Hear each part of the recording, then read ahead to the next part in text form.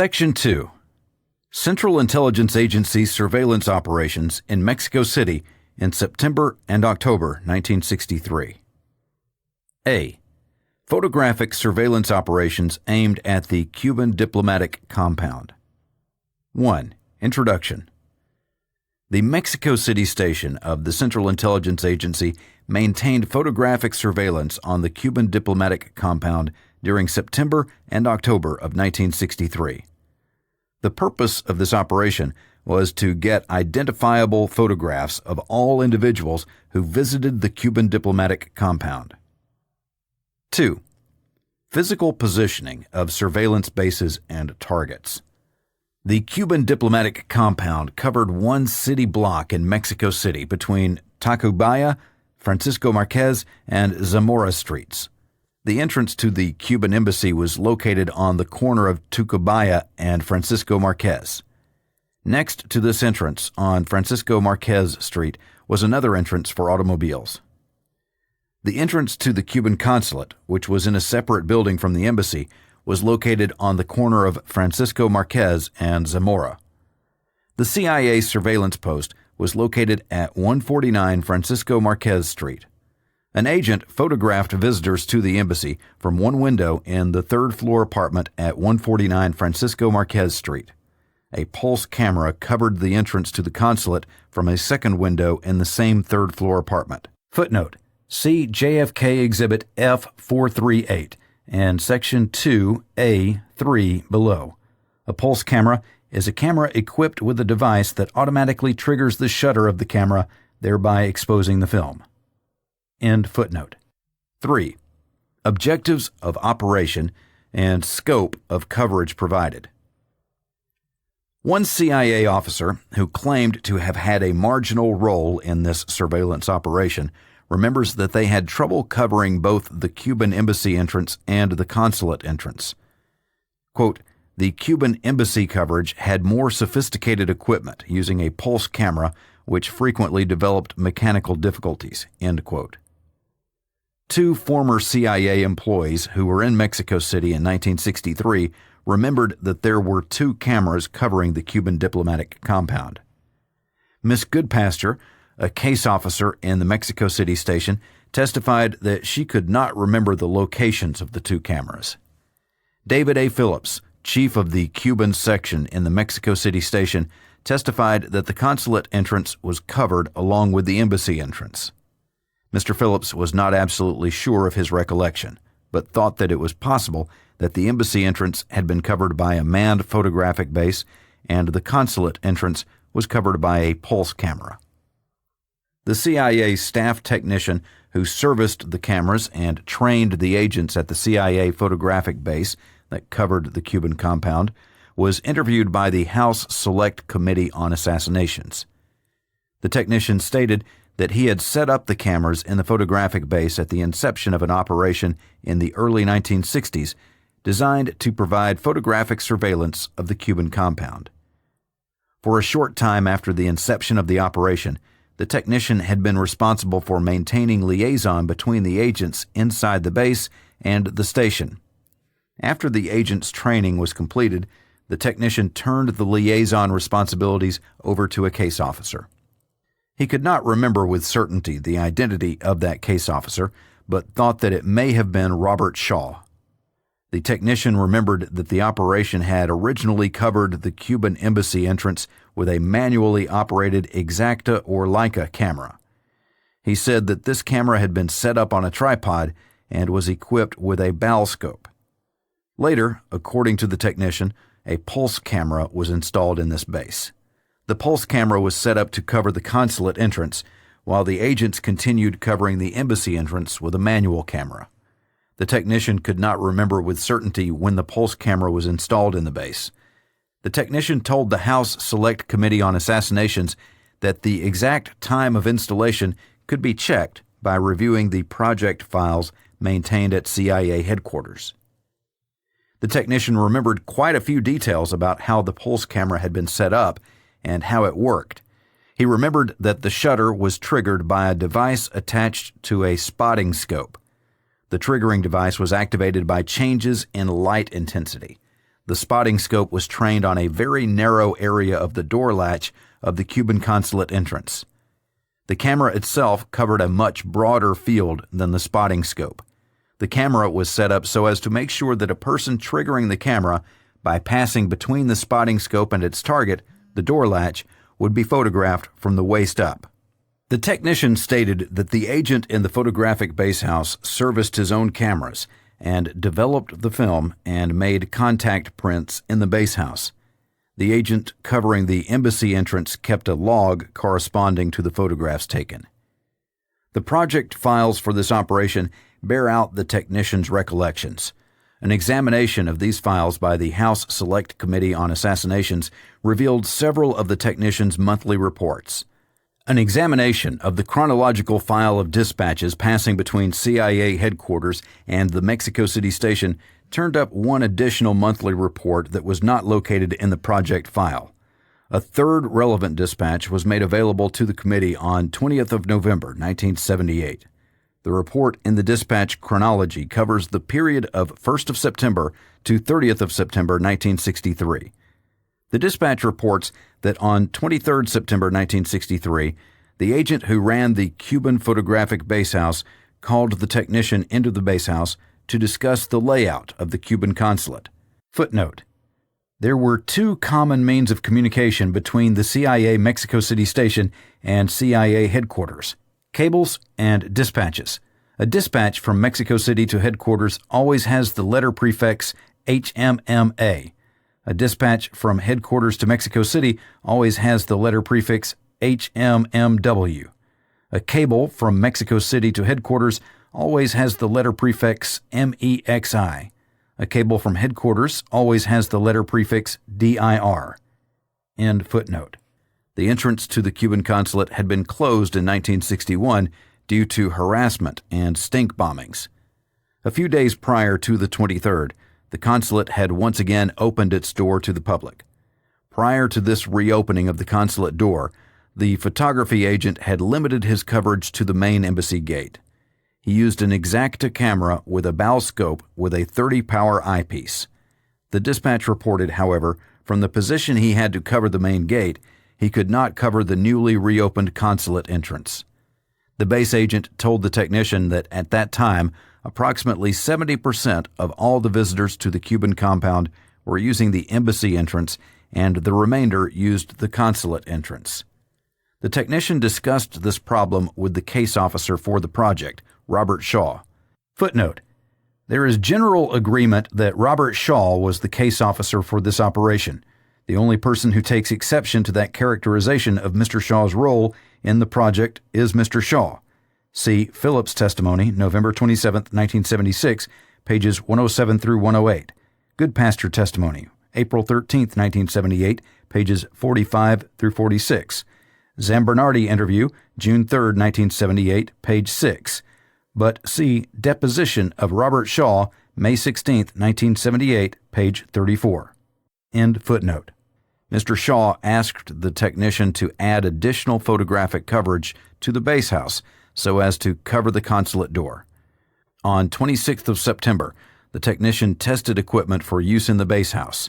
The dispatch goes on to say, quote, on the morning of 27th September, Parmuth installed the VLS-2 trigger device at the Lie Road base house and used the 500mm lens issued with this system, one 400mm tellite, one reflex housing to be used with the tellite adapted to fit the Robot Star camera, one Robot Star camera, one solenoid release for mounting and triggering the Robot Star camera, one Kodak K100 adapted for single or burst type exposure, one solenoid release to be used with the K100, one 152mm f4 Cine Ektar lens, and two additional tripods.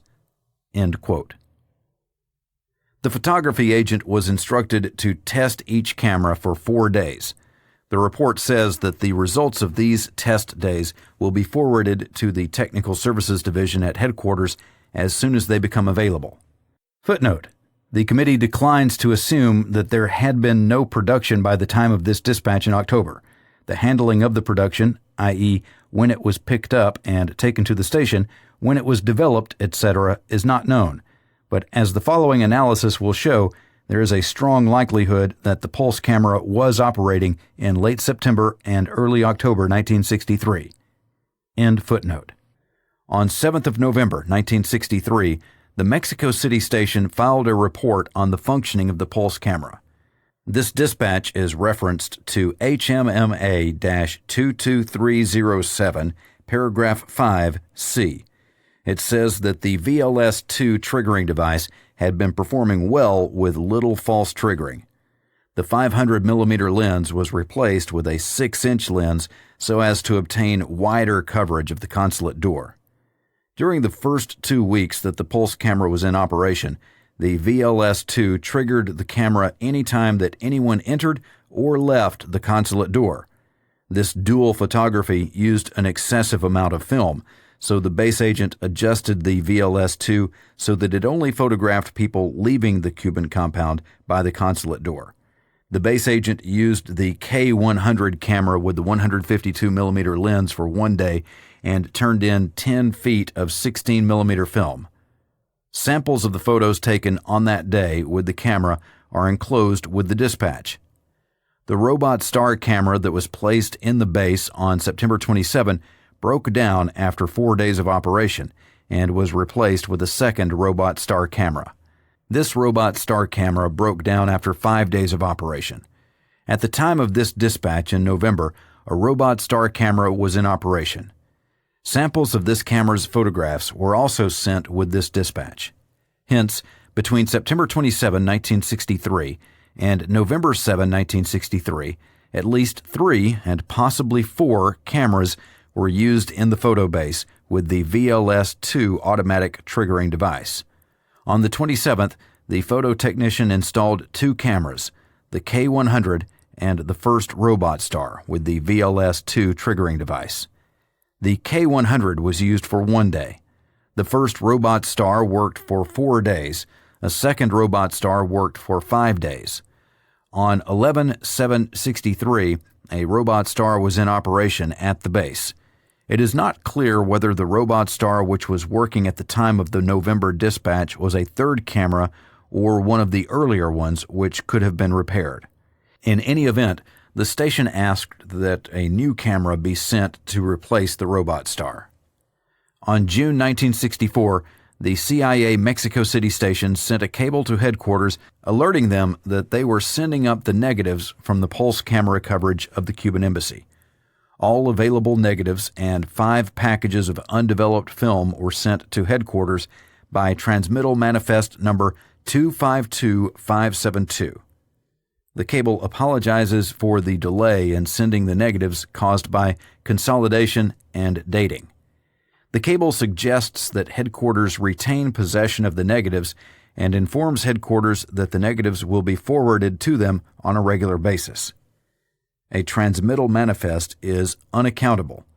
That means that the document and the material it transmits is not made part of the record and is therefore unretrievable. The CIA made the photo technician's monthly report for December available to the committee on 16th of November 1978.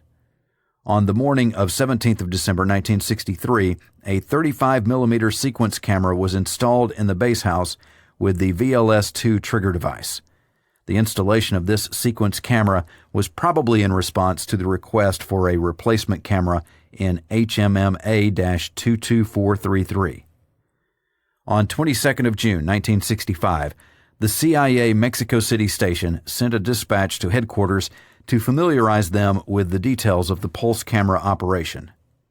Quote, "This dispatch is intended to familiarize headquarters with the details of the pulse camera operation in Mexico City, which was mounted in December 1963 and is targeted against the Cuban embassy and consulate." End quote. The dispatch goes on to report that a technician from headquarters brought a pulse camera to Mexico City in mid-December 1963, installed and tested it, and instructed the technician resident in Mexico City and the base agent in the use and maintenance of the camera. On the basis of HMMA-22307, HMMA-22433, and MEXI 9940, the committee believes that it is probable that the pulse camera was in operation on the days that Lee Harvey Oswald visited the Cuban consulate. This committee requested the photographs produced by the pulse camera by the project's cryptonym on 22nd of June, 1978. The CIA informed a House Select Committee on Assassinations researcher on July 20, 1978, that the cryptonym did not refer to a photographic project. A more specific request for the photographs was made on 21st of July, 1978. On 13th of October, 1978, the committee, as a result of a review of materials taken by James Angleton from Win Scott's safe at the time of his death, addressed another letter to the CIA on this matter. The letter said, in part, quote, "First, while admittedly there are contradictions in the agency's written records, these records nevertheless suggest that an impulse camera was in operation when Oswald visited the Cuban embassy.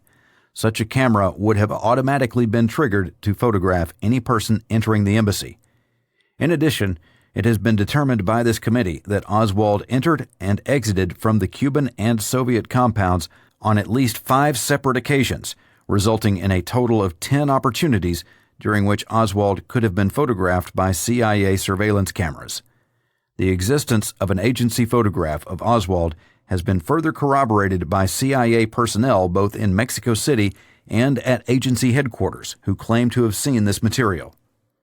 Finally, on October 6, 1978, a manuscript written by the late Win Scott, former chief of station of the CIA's Mexico City station, was reviewed by a staff member of this committee.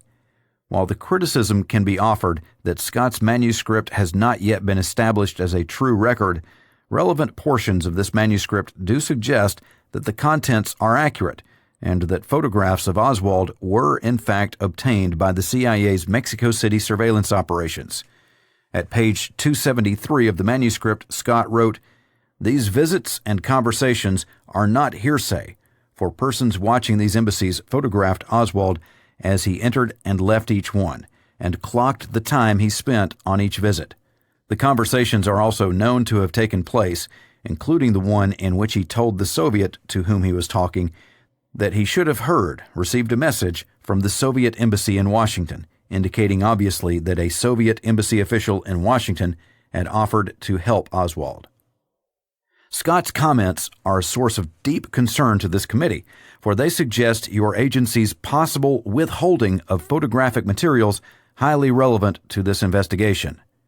Therefore, the committee reiterates its request of May 2nd, including but not limited to any and all photographs in the CIA's possession of Lee Harvey Oswald resulting from CIA surveillance operations directed against the Soviet and Cuban embassies and consulates in Mexico City. In addition, the committee requests a detailed explanation regarding the withholding of any and all photographs in the CIA's possession of Oswald resulting from CIA surveillance operations directed against the Soviet and Cuban embassies and consulates in Mexico City." End quote. The CIA responded to this letter on 25th of October, 1978.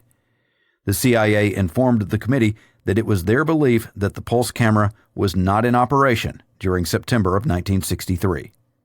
Quote, "First, there was no pulse camera opposite the entrance to the Cuban consulate until December 1963. In fact, there had been no photographic coverage of the consulate entrance prior to the visit of Lee Harvey Oswald to Mexico City. The consulate entrance had been closed for some time, and after it was reopened, the 27th of September was scheduled as the day for installation of photographic equipment for its coverage. Difficulty was experienced in the installation, and the technicians had to machine a part for the equipment. The technicians probably had to make the part in question. On that date, or at some date not long afterwards, there was test photography of the entrance. Various difficulties were experienced with the equipment, which seems eventually to have been resolved by installation of the pulse camera in December 1963. There is no question about the sequence set forth above." End quote. HMMA-22307 definitely reports the installation of the two cameras and a VLS-2 trigger device on 27th of September 1963, but the cameras did not function smoothly. HMMA-22433 reported that the K100 camera broke down after 1 day's operation. It was replaced with the first Robot Star, which had also been installed on September 27th. The first Robot Star broke down 4 days after its installation. A second Robot Star broke down after 5 days of operation. A Robot Star was working on 7th of November 1963 when HMMA-22433 requested that headquarters send a replacement camera to Mexico. In all likelihood, that request was filled with the installation of the sequence camera on 17th of December 1963, detailed in HMMA-22726. Under this interpretation of the documents, the operation would have gone into continuous operation in mid-December 1963, as claimed by the CIA, but the first pulse camera was set up on Friday, September 27, 1963. The documents do not specify the days that the original cameras functioned. HMMA-22307 says, quote, "The base agent was requested to test the Robot Star camera for 4 days and the K100 for another 4 days." End quote. HMMA-22433 says, quote, "The base agent used the K100 with a 152mm lens for 1 day, turning in 10 feet of 16mm film. The Robot Star and the Tellite 400mm lens are now being used with the VLS-2 on this project. The Robot Star camera, which was given to the base agent with the VLS-2, broke down after 4 days of photographing. The technician replaced this with another robot. 5 days later, the second camera failed to advance properly." End quote. This committee believes that it is reasonable to assume that the base agent started using the equipment immediately after it was installed. Footnote: this assumption is considered reasonable in light of the desire of the Mexico City station to establish coverage of the newly reopened consulate entrance. See HMMA-22307, October 18, 1963. End footnote. Hence, the 1 day that the K100 was used would have been either the 27th, the day it was installed, the 28th, a Saturday, or the 30th, the following Monday. It is also reasonable to assume that the Robot Star was put into action the day of or the day following the breakdown of the K100. This camera worked for 4 days, so the consulate was probably the subject of photographic surveillance from 27th of September to 1st of October, assuming that the 5 days of coverage from the original cameras started on the day of installation and ran continuously except for Sunday, September 30th. The base agent developed the film from the pulse camera and turned it over in negative form to his contact. The film was probably routinely sent to headquarters. The technician who set up the cameras in the base house said that the objective of the operation was to get identifiable photographs of all visitors to the Cuban compound. The goals of the operation were spelled out in the 1966 Project Renewal Request. Quote, "Its original objectives, still current, include furnishing photographic coverage during daylight hours of the embassy and consulate entrances." End quote. Footnote: 1966 Lie Onion Project Renewal Request, January 1, 1966. Lie Onion was the CIA cryptonym for photographic surveillance operations aimed at the Cuban diplomatic compound. End footnote. Even though this was the stated objective, Ann Goodpaster testified that she was not sure but thought that the coverage of the Cuban consulate and embassy would have been continuous only during office hours. This was also the recollection of David Phillips. During September, October, and November of 1963, the Cuban consulate was open to the public from 10 a.m. to 2 p.m. The embassy was open to the public from 9 a.m. to 5 p.m. A blind memo dated November 27, 1964, entitled "Memo Passed to Mr. Papich of FBI with Info on Photo Coverage of Embassies and Info on Kostikov," implies that the coverage of the Cuban embassy was of a continuous nature during daylight hours. This memo also implies that there was a coverage of the Cuban consulate. The The technician who serviced this operation in Mexico City remembers that he tried to get full daylight coverage of the compound, but that it was very difficult. He said that the manual coverage was usually good, but that human error had to be taken into account when considering the manual coverage. He pointed out that it was hard for a person to maintain constant attention in such a sedentary job, and hence some visitors would get by the manual operation.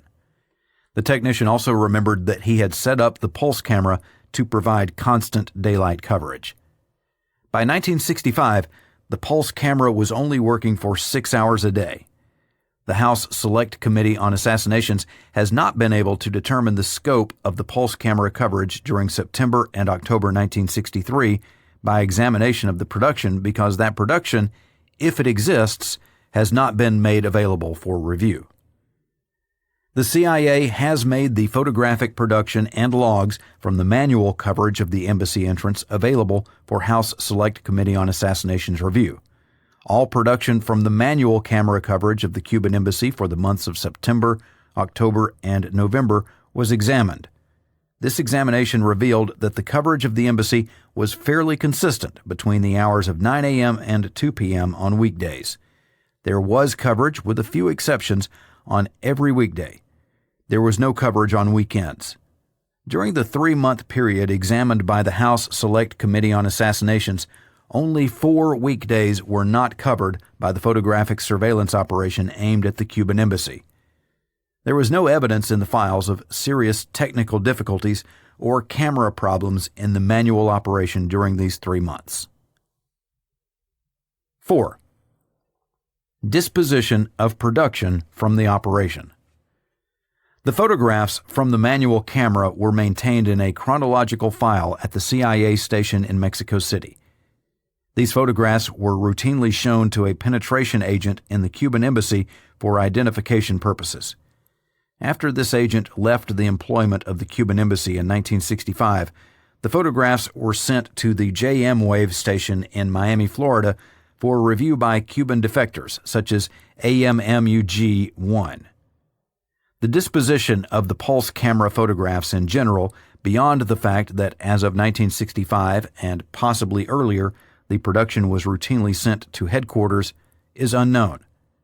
The CIA denies that the pulse camera was functioning during the time Oswald was in Mexico. If the committee's belief that the pulse camera was functioning on the days that Oswald visited the Cuban consulate is correct, then the ultimate disposition of the photographs produced on those days remains a mystery. B. Photographic surveillance operations aimed at the Soviet diplomatic compound. 1. Introduction. The Mexico City CIA station maintained photographic surveillance on the Soviet diplomatic compound in Mexico City in 1963. 3 photographic sites, or bases, were used in this operation. The primary objective of the operation was to photograph people who visited the Soviet embassy. The operation generally covered the main gate of the Soviet compound between 0900 and 1800, or dark, on weekdays, and from 0900 to 1400 on Saturdays. 2. Physical positioning of surveillance bases and targets. There were 3 bases which provided photographic surveillance of the Soviet diplomatic compound in 1963. One of the bases overlooked the enclosed garden or backyard area of the Soviet embassy. The other 2 bases of primary concern to this committee covered the entrance to the Soviet compound. The primary base, limited, was directly across the street intersection from the main Soviet embassy gate. The secondary, or backup, Li Lyric base was across the street and down a little way from the main embassy gate. Footnote: even though limited is referred to as the primary base because it was the first to be put into operation, the Li Lyric base produced the best photographs. End footnote. 3. Objectives of operation and scope of coverage provided. The purpose of this operation has also been described as being to obtain photographs of Soviet officials and their families, all foreigners, non-Latins, who visited the embassy, and cars with foreign license plates. One of the main purposes of the photographic bases that covered the embassy gate was to obtain a photograph of every foreigner or non-Latin in contact with the Soviet embassy. This was done in an attempt to identify possible Soviet espionage agents. Quote, "My understanding of that was that it was to be used to identify those people who might be working for the Soviets as espionage agents who were U.S. citizens who went down there driving a car with a U.S. license plate on it, or people we did not know but could identify. The same procedure was also used for trying to identify people other than U.S. citizens." End quote. It is reported that the Mexican nationals who manned the photographic bases and actually took the photographs had an uncanny ability to pick out foreigners. The House Select Committee on Assassinations next attempted to determine the scope of the photographic coverage on the main gate of the Soviet embassy. At a minimum, the embassy was probably covered by the photographic operations during office hours. Quote, "The instructions were to cover the entire workday, office hours. Instructions were to cover office hours, photograph each new Soviet and family, all foreigners, and foreign license plates." End quote.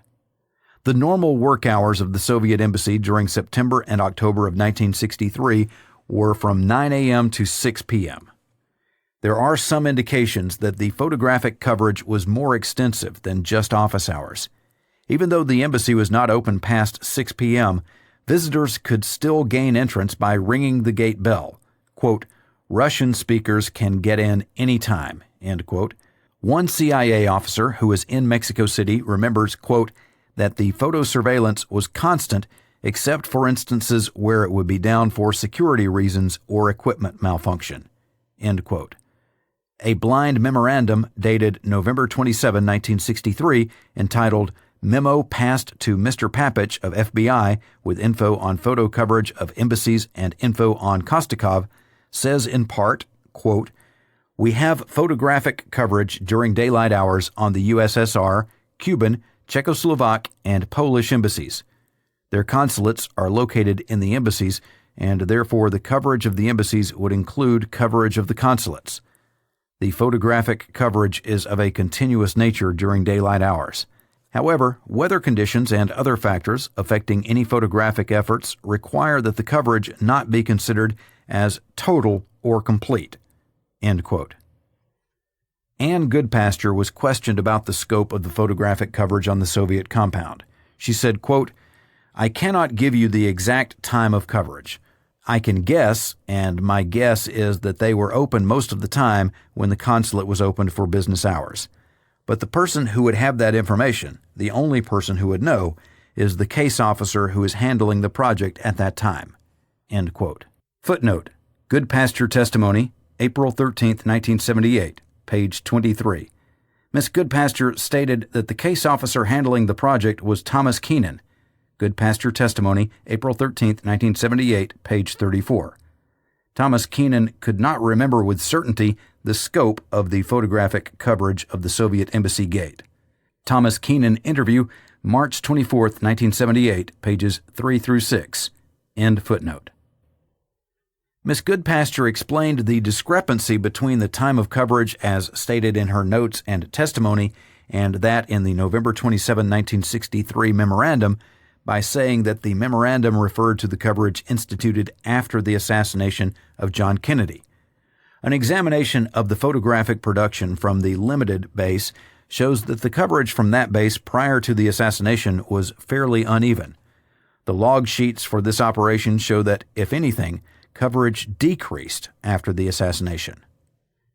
The House Select Committee on Assassinations reviewed production and log materials from one base, limited, which covered the gate of the Soviet diplomatic compound. The limited base was referred to as the primary base because it began operation before the L.I. Lyric base opened. Quote, L.I. Lyric was planned as an alternate base to limited. It was in an upper story on the same side of the street as limited, but in the middle of the block south. It had a slanted view of the front gate of the Soviet embassy. End quote. Publisher's note. A chart appearing on page 37 of the report has been excluded from this audiobook. The chart shows the hours of coverage for the limited base for all dates between August 31, 1963 and October 26, 1963. The chart contains the stated hours of coverage, the times of the first and last photographs taken, and the total number of photographs taken per day. End note. Given the somewhat uneven nature of the coverage maintained by Limited, the House Select Committee on Assassinations staff asked whether the two bases were run in conjunction so as to provide more comprehensive coverage. Thomas Keenan, the project's case officer, did not remember that this was the case. He did remember that both bases operated at the same time so as to get the most complete coverage possible. Mr. Keenan was not sure whether there was routine coverage of the Soviet embassy on weekends. He said that it was possible that there was routine coverage on Saturday mornings. An examination of the project file maintained by the CIA on the photographic coverage of the Soviet embassy does not bear out Mr. Keenan's assertion that the two bases duplicated efforts. In fact, the project file confirmed that the bases complemented each other rather than duplicated efforts. This was the case in 1960 when a project review stated, quote, "Limited. This base compiles daily logs indicating all arrivals, departures, and where possible, identities of every person visiting or working at the Limerick target. Limited's photographic coverage is still concentrated on visitors as opposed to employees to the Limerick installation. LI Lyric photographs are also concentrated on visitors to the target as opposed to employees. It should be noted that LI Lyric operates for photographic coverage during the hours from daylight to 1400 hours each day of the week except Sunday. The Limited base maintains photographic coverage from 1400 hours to darkness each day except Sunday." End quote. In 1961, the project review said, quote, 1. To collect operational information pertaining to Limerick personnel and physical facilities through use of photographic base houses. 3 photographic bases, Limited and LI Lyric, contribute to this objective. To avoid repetition, the station is omitting the usual description of the functions of these 3 bases and how they contribute to the above objective. There has been no change in the coverage as described in the 1960 request for project renewal. End quote. Similar statements are included in the project reviews for 1962 and 1963. At one point, a move was made at headquarters to close the LI Lyric base. Quote, FIOPS recommends strongly that the photo coverage be reviewed from the standpoint of value and usefulness with a view to determining whether the LI Lyric activity could not be safely eliminated and the additional photographic coverage conducted on a more selective basis, without materially affecting overall usefulness. End quote. The Mexico City station took exception to this recommendation. Quote, while HMMA 14093 correctly referred to Limited, LI Lyric as photographic base houses, the station would like to emphasize that photographic coverage is only one of their functions. Limited is used as a radio dispatch base for automobile surveillance teams, in addition to physical surveillance of persons entering the front gate. Their photography is negligible compared to their other duties. The LI Lyric base performs the best photography of persons visiting the front gate, perhaps because the vantage point for taking the pictures is from the second floor and above the street traffic, which partially blocks Limited photographs. LI Lyric also does individual reports on Limerick personnel entering and leaving the main gate. End quote. In 1964, the Mexico City station restated the operating procedures of the two bases in a dispatch referenced to the above paragraph from HMMA-14793. Quote, the station feels that it would be helpful to summarize at this time information previously reported to headquarters. See paragraph 3, reference B, concerning the photo base houses under this project, and thereby give headquarters an updated frame of reference in which to view the roles of the various base houses. The Limited and LI Lyric base houses provide coverage of front of the Limerick installation. Although on the surface it may appear that these two base houses provide duplicate take, this is not the case. It has been the station's experience in running the unilateral lie-empty operation that a 0900 to evening workday which would be required of a single base house in order to cover the Limerick target effectively, is just too long for any pair of agents to remain effective. This is especially true when it is considered that these base house operators are essentially unsupervised during their workday. It would also be impossible for a single base house to provide the kind of coverage this station needs on the target installation, especially during the peak hours of activity, namely late morning and early afternoon. For these reasons, the LI Lyric base house generally operates from 0900 to 1400 or 1500 weekdays. Limited operates from 1200 to 1800 or dark, as the daily situation dictates, on weekdays, and 0900 to 1400 on Saturdays. These hours are subject to change to fit station needs. Special coverage for Sunday is arranged on a need basis. However, past experience has shown regular coverage of Saturday afternoons and Sundays is not rewarding. This schedule provides for both base houses to be in action during the peak activity hours of the Limerick target. Although even this arrangement is not completely airtight, anything less than this would present unacceptable gaps in the coverage. It must also be considered that without two base houses covering the front of the target installation, any illness, personal problem, or vacation for operators of one base house would terminate station coverage.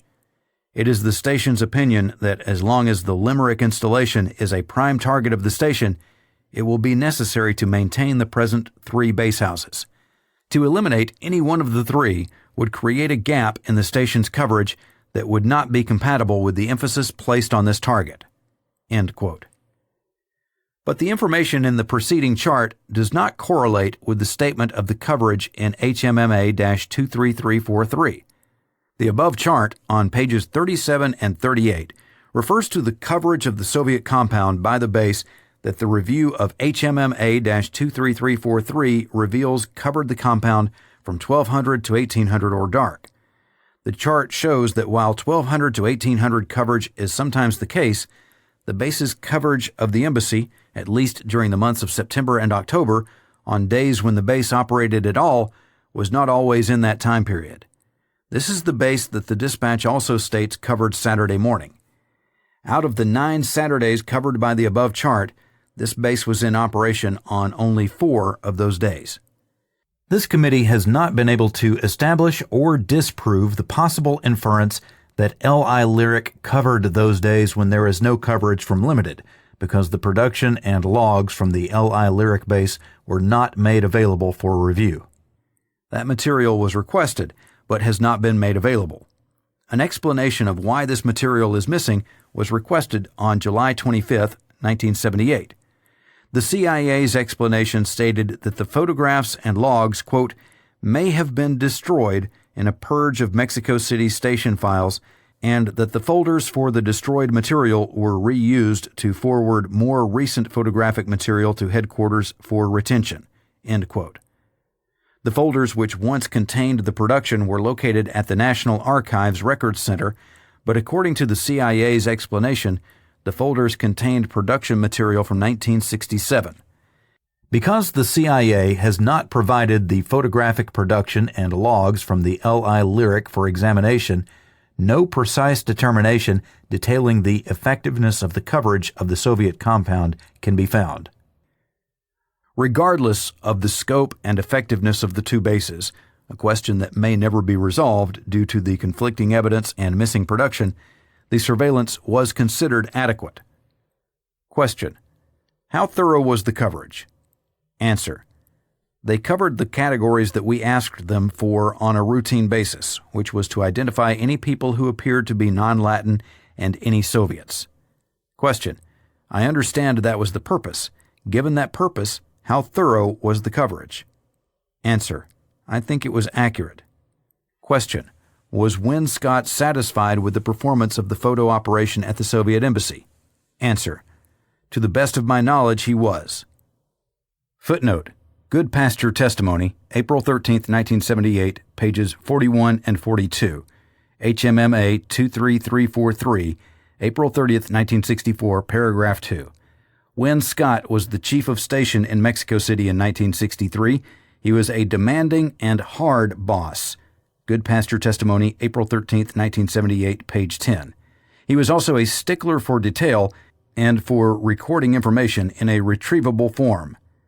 Keenan interview, March 24th, 1978, page 6. Phillips testimony, April 25th, 1978, page 30.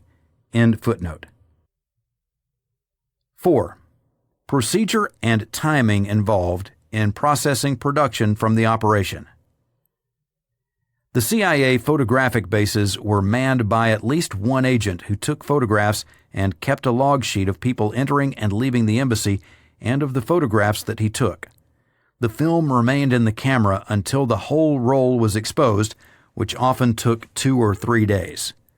After the assassination of John Kennedy, this procedure was changed and the film was cleared from the camera on a daily basis.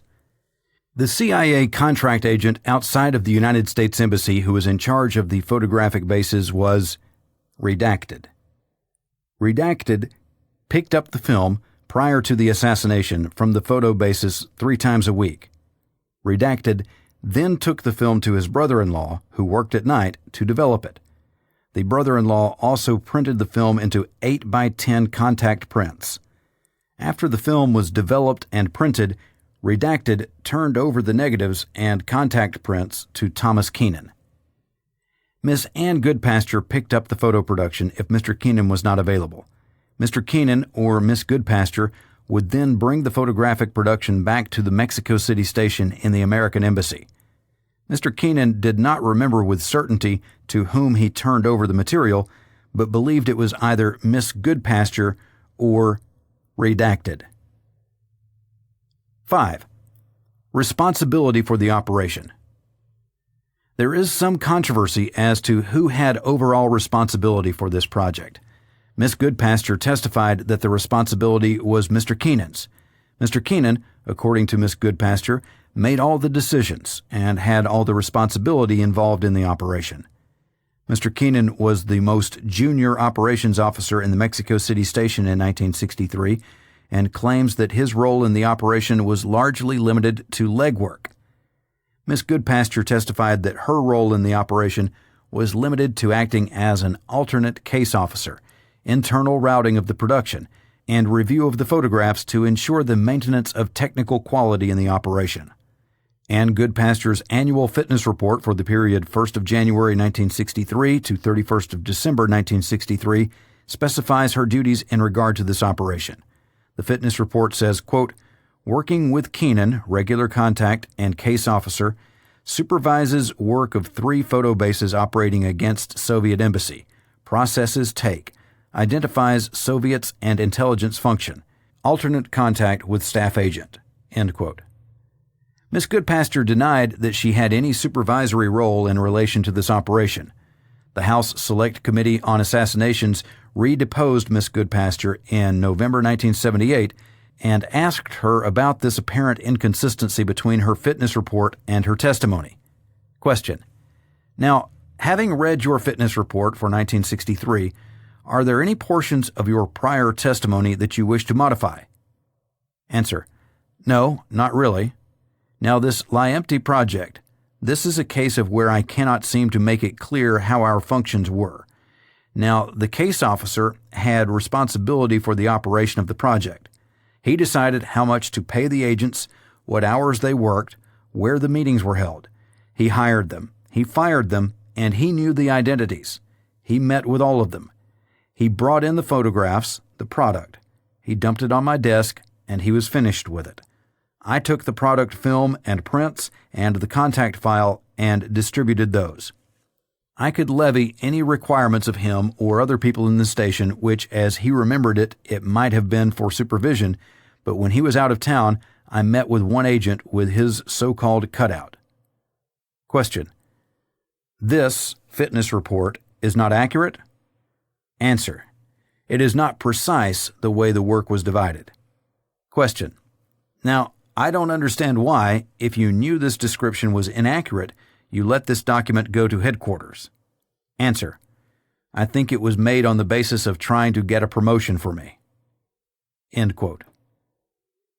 Alan White, who was deputy chief of station in Mexico City in 1963, testified that Ann Goodpaster was a special assistant to the chief of station and that her main responsibilities were to handle the surveillance operations. Mr. White stated that this included both the photographic and electronic surveillance. Mr. White remembered that Thomas Keenan, quote, did help Annie with some of the pickup of production, end quote, but that his main responsibilities were with another operation. Mr. White also testified that, quote, Ann Goodpaster carried with her a lot of invisible authority that devolved upon her because of her operational relationship with the chief of station, who had absolute confidence in her. She had a marvelous memory. She was meticulous in detail. I think he had every reason to put that kind of trust in her. She reported directly to him. While she may not have been invested with any command authority by virtue of her position at the station, certainly she was a kind of unofficial deputy for the purposes of the operation that she was involved in. End quote. Miss Goodpaster was asked about Mr. White's statements as well as similar statements by other people associated with the CIA's Mexican operations. Footnote. See Redacted Deposition, April 28, 1978, page 4, where he calls Miss Goodpaster an assistant to the chief of station. Redacted Deposition, April 28, 1978, page 9, where she calls Miss Goodpaster Win Scott's right-hand person. John Celso Deposition, May 16, 1978, page 22, where he calls Miss Goodpaster sort of the special assistant to Win Scott.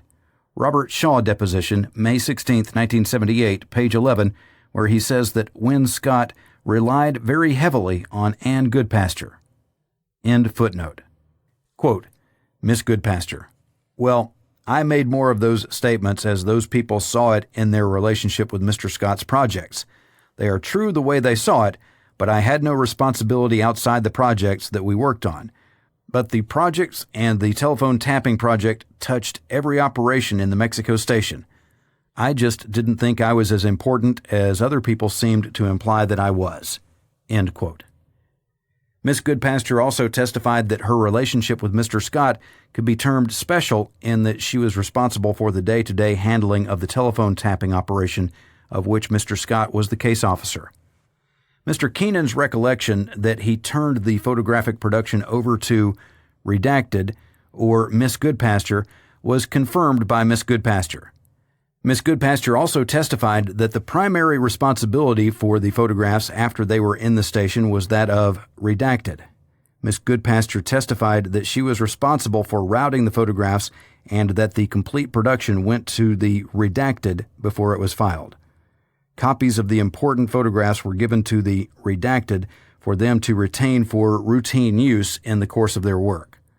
The Redacted recollection of their role in this operation is very different from that of Miss Goodpaster. Redacted testified that Ann Goodpaster held the photographic production very tightly. Her recollection was confirmed by her husband. Redacted stated that they did not routinely review or see all of the production from the Soviet Embassy photographic surveillance operation. They claimed they only saw the photographs that Miss Goodpaster thought were important enough to bring to their attention. According to Redacted, access to this file was tightly controlled by Miss Goodpaster. 6. Coordination of photographic and electronic surveillance operations. The Mexico City station employed an operating procedure whereby the functioning of the photographic base and the electronic intercept base could be coordinated. If the listening post monitor heard something that would lead him to believe that there was someone at one of the embassies that should be photographed, he would alert the CIA technician in the listening post, who would then alert Ann Goodpaster. Miss Goodpaster could then alert Thomas Keenan, who would then notify the photographic base.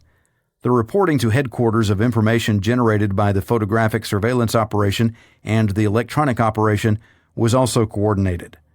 The station was able to go back to the photographic chronological file to check for photographs of people that were picked up on the tap operation when the transcripts were reviewed.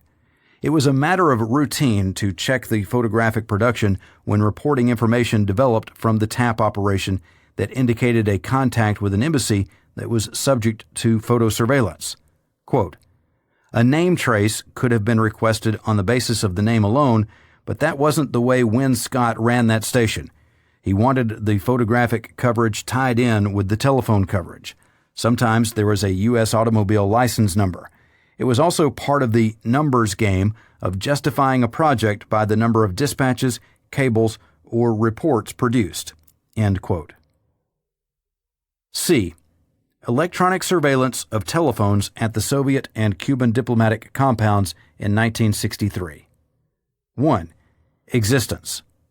The Soviet and Cuban compounds were, in 1963, the targets of a multiple-line telephone intercept operation.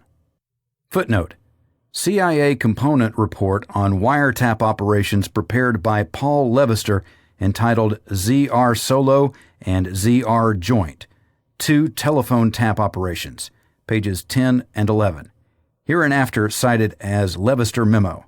Paul Levester, pseudonym, was a headquarters technician. He was in Mexico City from 22nd of September to 1st of October 1963, preparing a report on this electronic intercept operation, HMMA-22267, October 8, 1963, paragraph 8. This report will be referred to in some cases in this discussion of the intercept operation. The report, however, was simplified in order not to risk losing the reader. Memorandum from Chief WHD to COS Mexico City, December 30, 1963, paragraph 2. This simplification was mainly in the area of a distinction between reels of tape and transcripts, and in the procedures used in the collection and distribution of the reels and transcripts. In this discussion of the operation, other sources will be relied upon in these areas. In addition to the telephone surveillance maintained by the CIA station, redacted, the station also maintained, redacted, surveillance on the Soviets, redacted, not directed at the Soviet diplomatic compound, but rather at the private apartments of Soviet officials in Mexico City. There was also, redacted, of some Cuban targets. Ann Goodpaster testified that she believed that some of these targets were located in the Cuban diplomatic compound. Miss Goodpaster's memory is not borne out by the project file, redacted. The only Cuban target of this project was the home of the Cuban commercial attaché, HMMA-22536, November 9, 1963, paragraph F2. End footnote. 2. Responsibility. A. General. Win Scott, the chief of the Mexico City station, was nominally the case officer for the telephone surveillance project. Even though Mr. Scott was the nominal case officer, the routine case officer functions were performed by Miss Ann Goodpaster. An American technician was stationed in the listening post to maintain the equipment and to protect the station's interests there. Miss Goodpaster's duties in this operation ranged from meeting with the technician officer inside the base for the purposes of daily supervision of the operation to handling the collection and distribution of the tapes and transcripts. Miss Goodpaster worked in this capacity until 1968. With the exception of the technician, the listening post and the transcription room of this base, redacted. This listening post covered up to 30 lines at one time. B. Analysis and reporting of information obtained. Redacted was responsible for the analysis, processing, and daily review of the Soviet transcripts. The transcripts were reviewed on a daily basis by redacted. Redacted would bring conversations of interest or importance to redacted attention. Redacted was also responsible for reporting the information developed from the Soviet wiretaps. He indicated that the reports were usually written by himself or redacted. These reports were usually in the form of cables or dispatches to CIA headquarters. Redacted also usually handled the notification of representatives of various other United States government organizations in Mexico City when the information warranted such notification. David A. Phillips, a CIA officer who was stationed in Mexico City in 1963, testified that information from the taps would be reported if the information was important, if it was useful to another agency component, or if it was something that should go in the record. Mr. Phillips said that only a small amount of the information developed from the taps would be formally reported to CIA headquarters, and that the information that was reported was generally something more important than the usual conversations that were routinely intercepted. It should be noted, though, that an examination of the project files shows that Americans in contact with communist diplomatic institutions were routinely reported to headquarters for name traces and dissemination to the intelligence community. 3. Telephone lines covered. This committee has made an attempt to determine which telephone lines at the Soviet and Cuban diplomatic compounds were subject to this electronic intercept operation in September and October of 1963. The monthly operation report of this project for the month of September lists the following phones as targets of the operation: 144237, Cuban Embassy; 149214, Cuban Embassy; 250795, Cuban Embassy; 141326, Cuban Embassy; 156055, Soviet Embassy, Chancery; 156155, Soviet Embassy, Chancery; 156987, Soviet Embassy, Military Attaché; 156107, Soviet Embassy, Commercial Office; 151264, Soviet Embassy, Film Representative. The report notes that lines 149214 and 250795 at the Cuban Embassy were disconnected on 23rd of September 1963. Footnote: in addition to the lines at the Soviet and Cuban compounds, redacted, lines at the Czechoslovakian and Yugoslavian embassies were subjects of taps. HMMA 22267, October 8, 1963, paragraph 2. The two lines disconnected on 23rd of September at the Cuban Embassy were put on lines at the Yugoslavian Embassy on the same day. End footnote. The monthly report for October says that there has not been any change in the lines covered since September. A review of the transcripts produced by this operation revealed that the CIA has transcripts on file from the 2-month period of interest to this committee from 3 Cuban lines: 144237, 141326, and 250914. It is noted that the last telephone line was not listed in the monthly reports. A review of the Soviet transcripts revealed that the 5 lines listed in the monthly reports were tapped on 27, 28, and 30th September. Only 2 of the lines, 156155 and 156055, were covered on Sunday, 29th of September. The House Select Committee on Assassinations has found some indications in testimony given before this committee and CIA documents that more Cuban lines were tapped at that time. This committee has not been able to determine with certainty whether 3 lines, the number of lines on file in the transcripts, 2 lines, the number given by the contemporaneous monthly report, or 5 lines, the number given by some witnesses and documents, were subject to the intercept operation. It should be noted, though, that there were 5 lines tapped in the Cuban compound in 1964. They were 144237, the ambassador's private telephone; 250795, the Chancery; 141326, the Chancery; 250914, the Commercial Office; 112847, the Consulate. One CIA employee who was involved in Cuban operations in Mexico City remembered that there were taps on the telephone of the Cuban consulate. It is possible that the employee, Mr. Phillips, who was stationed in Mexico City from 1961 to 1966, was incorrect, after a 15-year hiatus, in placing this tap in 1963.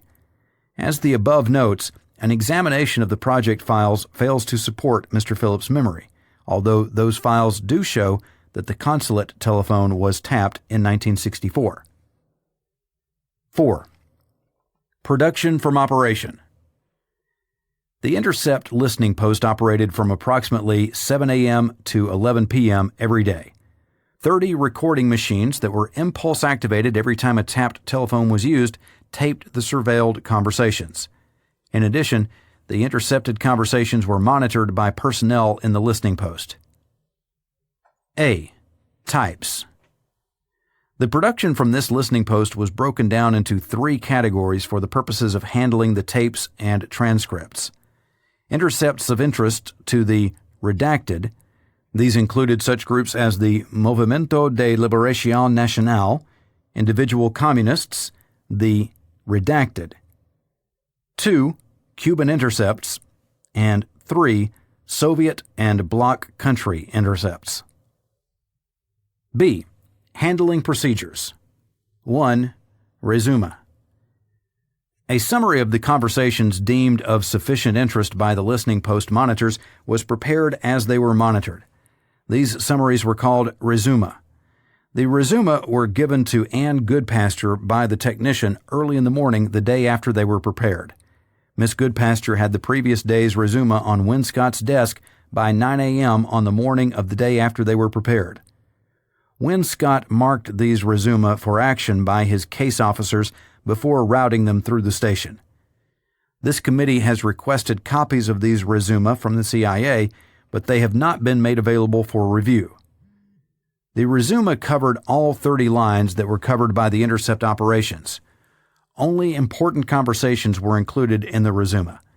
The monitors made the decision as to which conversations were important. After the resume were prepared, the tapes from the lines, redacted, were held for approximately 10 days and were then reused. The resume were maintained in a chronological file at the listening post. 2. Cuban tapes. The Cuban tapes, tapes produced by taps on the Cuban telephones, were left on the machines until the reel was used up. When the reels were full, they were removed and transcribed in the listening post. The transcripts would be turned over to Miss Goodpasture at the same time as the resume. Footnote: the resume provided quick summaries, with the full detailed transcripts arriving at the station 1 or 2 days after the resume. End footnote. The tapes produced by the Cuban taps were maintained in the listening post. There was a special rack for those tapes in the technician's workshop, which was situated on the floor above the room in which the listening post was located. This rack had 30 slots in it. The tapes from each day's production went into a separate slot, with the oldest tapes going back into use in the monitor room, i.e., the tapes from the Cuban intercept were held for 30 days prior to reuse. The tapes were not turned over to Miss Goodpasture unless she requested a specific tape. 3. Soviet tapes. A. General handling. The Soviet tapes were removed daily from the machines. The Spanish-language portions of the tapes would then be transcribed in the listening post. The transcripts and tapes from the Soviet lines were then routinely turned over to Ann Goodpasture along with the resume and Cuban transcripts. Miss Goodpasture then turned the tapes over to Robert Zambernardi, who then delivered them to Boris Tarasov for translation and transcription of the Russian-language portion of the tapes. B. Retention and reuse of tapes. There is some question about how long the Soviet tapes were retained before reuse. There are indications that the tapes were routinely held for 2 weeks and then reused. The technician who ran the listening post could not state with certainty what the practice regarding retention and reuse of the Soviet tapes was. He said that he did not hold the tapes at all once they were returned to him by Miss Goodpasture. He stated that he assumed that some of the tapes were retained by either the station or the Russian translator because his supply of tapes for the Russian taps kept dwindling. The tapes were not retained by the translator. It is possible that the tapes were held for 2 weeks in the station before they were erased and sent back to Earhart for reuse.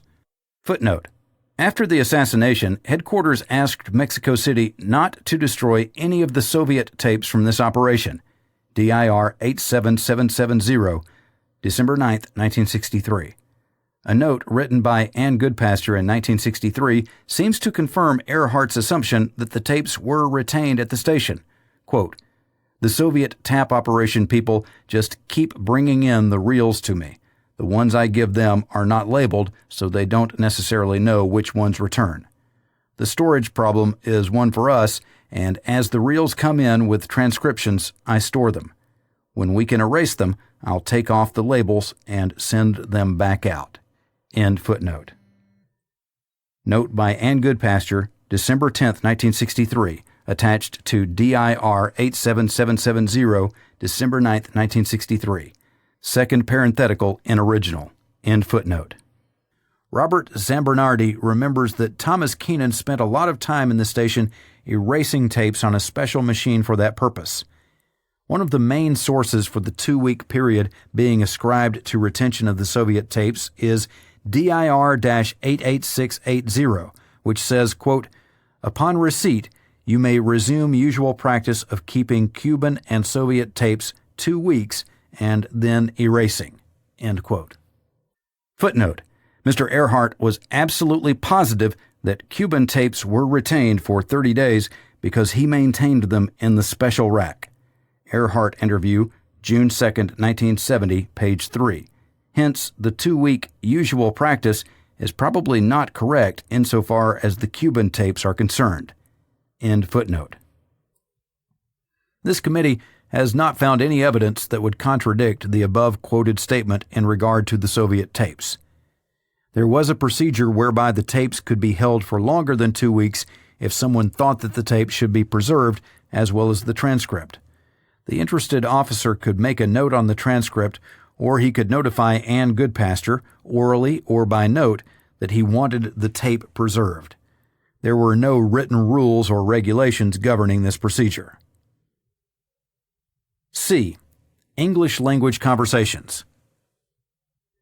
There were some indications that English language conversations were transcribed at the listening post. The Tab F draft says, quote, "Reels which contained Russian or a language other than Spanish or English were taken to another location, other than the listening post, for translation and typing." End quote. Goodpasture's notes say, quote, "Those transcripts which had Russian or another language besides Spanish or English went out of the listening post the day after the transcript of the conversations on the reel was typed. These reels were taken to another location where they were translated and typed." End quote.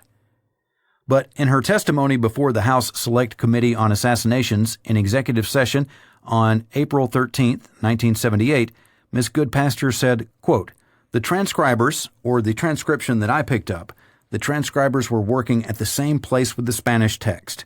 If the language were other than Spanish, it would have to be taken to another location to be transcribed. The material that was picked up the day after the date on which it occurred was in the Spanish language normally." End quote. It is clear that the reels of tape with conversations in the Russian language were delivered to Mr. Boris Tarasov for translation and transcription. Mr. Tarasov has testified that he was also responsible for the transcription of the English language conversations, although his wife, Anna Tarasov, usually did the actual transcribing. This testimony is confirmed by the testimony of Anna Tarasov. Earhart, the technician in the listening post, could not clearly remember whether or not any of his Mexican transcribers did the English language conversations. He remembered that these tapes were usually sent to the station. He said that he did remember that monitors would often come to his workshop and ask him to come downstairs to listen to a conversation in English. All of the conversations in the Spanish transcripts are in Spanish. All of the conversations in Spanish were transcribed in Spanish. It is doubtful that the listening post transcribers, who were Mexican nationals, would have translated an English conversation into Spanish and then transcribed it. In light of this, Tarasov's recollection, and Earhart's recollection, it is probable that all the English language conversations were sent to the Tarasovs for transcription. D. Handling by Tarasovs. Along with the reels of tape that contained Russian language conversations and probably English language conversations, Mr. Tarasov received a copy of the Spanish transcripts. Footnote: A. Tarasov testimony, April 12, 1978, page 8. Boris and Anna Tarasov interview, April 11, 1978. Boris and Anna Tarasov interview, November 30th, 1976, page 17. The Spanish transcriptions had the name of the embassy, which was taped at the top of the first page of each transcript. Transcript here means 1 day's coverage on one telephone line. Following the name of the embassy, the number of the phone covered is given. The date and times of coverage follow immediately after the phone number. The real number is also given at the top of the page. Along the left-hand column of the page is the site to the meter number on the tape recorder where the transcribed conversation is located. Generally, the time that the conversation occurred and a notation as to whether it is an incoming or outgoing call appears at the beginning of the transcribed conversations. Classified Staff Summary of Review of CIA Document, March 9, 1978, page 1. Good Pastor Testimony, April 13, 1978, pages 69 and 70. The format of the transcripts from the Cuban embassy was essentially the same as the format of the Spanish-language transcripts from the Soviet embassy. Classified Staff Summary of Review of CIA Documents, May 12, 1978, pages 1 and 2. Classified Staff Summary of Review of CIA Documents, March 9, 1978, pages 1 and 2. Conversations that were in Russian were noted on the Spanish transcript with a number referring to the place on the reel where the conversation occurred. Classified Staff Summary of Review of CIA Documents, March 9, 1978, page 1. CIA Transcript, CIA number 32. End footnote. When the Tarasovs received the tapes, they transcribed only those conversations that were denoted on the Spanish transcript as being in Russian. Mr. Tarasov routinely received the tapes the day after they were made. Mr. Tarasov testified that he would then immediately transcribe the tapes and turn over the completed tapes and transcripts to his contact the next morning. Footnote: Mr. Tarasov prepared an original and 2 carbon copies of all of his transcriptions. All 3 copies were delivered to the station. B. Tarasov Testimony, April 12, 1978, page 15. 1 carbon was cut and pasted onto a separate sheet of paper with the conversations grouped by identity of the caller or by subject matter. This was done by Mrs. Tarasov. The original, 1 intact carbon, and the 1 cut-up carbon were all delivered to the station. End footnote. Mr. Tarasov said that the volume of work he had to do at any given time fluctuated, but the transcripts were always finished in 1 day.